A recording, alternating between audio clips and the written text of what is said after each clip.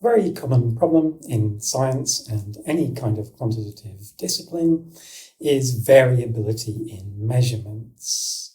A lot of instruments are noisy, a lot of populations are highly variable, and a very common way of dealing with this, or at least attempting to mitigate it, is to take multiple measurements or to query a population many times and then aggregate over those results. Doing so can help reduce the variance of the estimates and generally get a better estimate of whatever quantities it is one is trying to measure.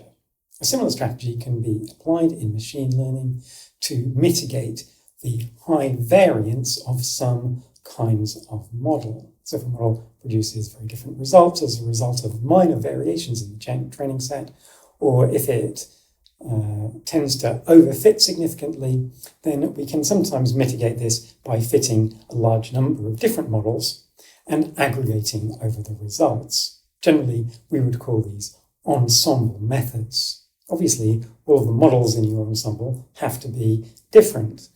If the training procedure is deterministic, which it quite often is, then training the same model class on the same training set with the same task is going to produce the same output.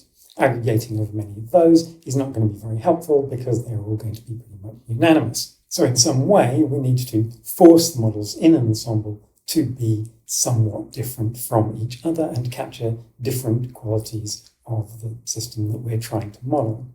There are a number of different ways in which one can approach this, including fairly ad hoc processes where you just create a whole bunch of completely different models of different classes and throw them together and try and interpret the results. But today we're going to focus on two more structured approaches. These are known as boosting and bagging. In boosting, the aim is to take a number of models which are themselves not very good, known as weak learners, and combine them to get a model that has better performance. A feature of boosting is that training is sequential. The choice of each model depends on the results of all of the preceding models that you've added to the ensemble. So they have to be trained sequentially. Each model is trained on a somewhat different task.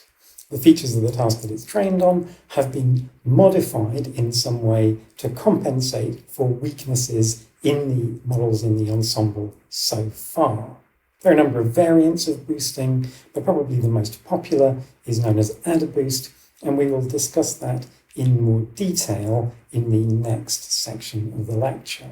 In contrast to boosting, bagging combines multiple strong learners in order to reduce the variance of the ensemble. Each of the learners is trained independently and potentially in parallel. There is no inherent sequentiality to them. The learners are also trained essentially on the same task. What is different from one to another is the exact data that they are trained on. So typically they will be trained on different subsets of the training data. The name bagging is a contraction of the phrase bootstrap aggregation. Aggregation, obviously, because we're collecting a bunch of different models and putting them together. The word bootstrap comes from statistics, and it is a strategy for creating multiple views onto a data set, multiple different sets that somewhat represent the underlying population by resampling from that data set with replacement. So individual samples in the set may occur no times, they may occur once, or they may occur multiple times. The most popular bagging approach is random forests, and we will look at that in a bit more detail in just a second. Both boosting and bagging are meta-algorithms. They are not just algorithms that tell you how to do a specific thing, but they tell you how to put together components in order to do that thing. And they aren't specific about what the underlying components have to be. So each of them can be used to aggregate different kinds of learners. However, the most common type of learner used for both of them probably is decision trees. One thing that might seem a bit strange there is that boosting uses weak learners, bagging uses strong learners, but we're going to use decision trees for both. The difference in the strength of the learners of the decision trees that we're going to use essentially comes down to different ways of hyperparameterizing them. So for random forests, we're going to be using decision trees at their maximum strength. So they're grown to full depth or whatever. We don't impose arbitrary constraints on how detailed they can be in terms of the models that they create. As discussed in the previous section of the lecture, decision trees are capable of fitting complex decision boundaries, but they are high variance and may be prone to overfit. To combat this, we combine multiple tree instances into our ensemble, and since the members of the ensemble are trees, it's natural to think of this as a forest. As a fun aside, the term random forest is actually a registered trademark, and this is a bit odd. The algorithm itself is in the public domain, you are free to use it, but you can't commercialize it under the name random forest because that belongs to somebody already. The chances that you will ever need to care about this are pretty slim, but it is worth noting. As described in the previous section of the lecture on decision trees, the fitting of these trees is deterministic. If we want to build a forest of them, we have to find some way of diversifying the population of trees that we create. One of the ways in which random forests do this is bagging. As mentioned earlier, that just means using different samples of the training set to train the different trees. The training samples are taken with replacement. That means that any sample in the training set may appear in your resampled set any number of times. Each of these bootstrap resample training sets represents a different view on, a different proxy for the distribution of the real data set. This data resampling is only one of the ways in which random forests introduce diversity into the population. The other way is to change the specific subset of features that each tree is allowed to learn from. So again, this is varied randomly. Exactly what kinds of restrictions are placed on the features available to each decision tree, that's one of the hyperparameters in the random forest model.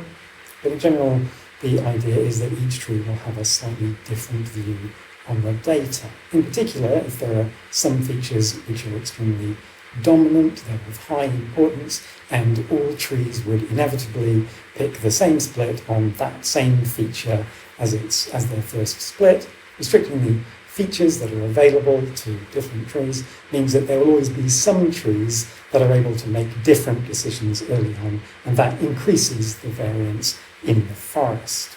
Bagging and selecting different subsets of features are not the only ways of introducing diversity into an ensemble of decision trees.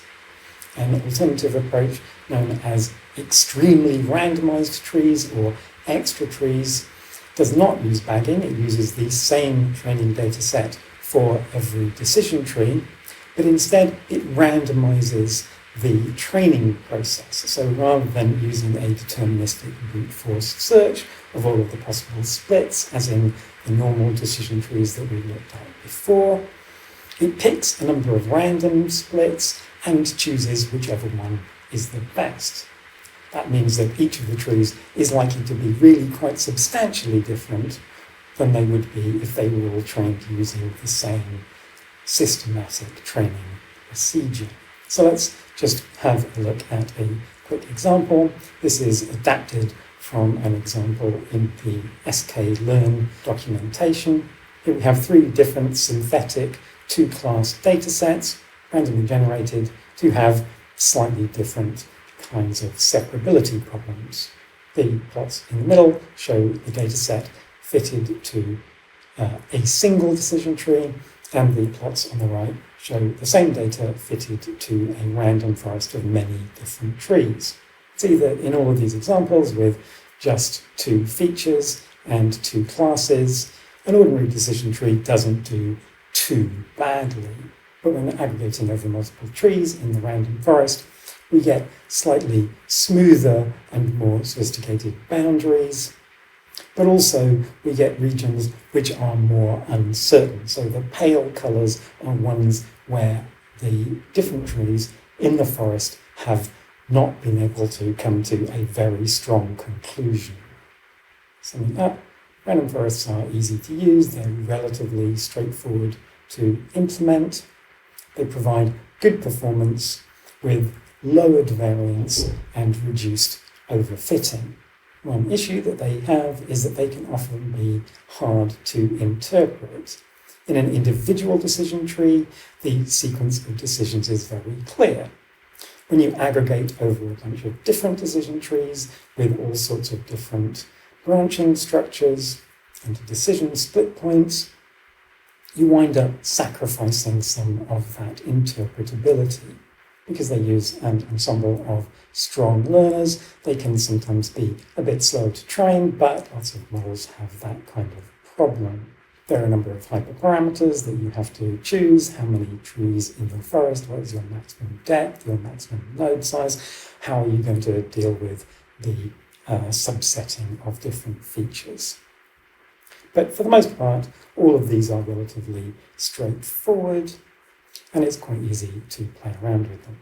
Random forests are a pretty popular first choice of model when there is no obvious structure in the data that would drive you towards something else. So if the data is not obviously linear, for example.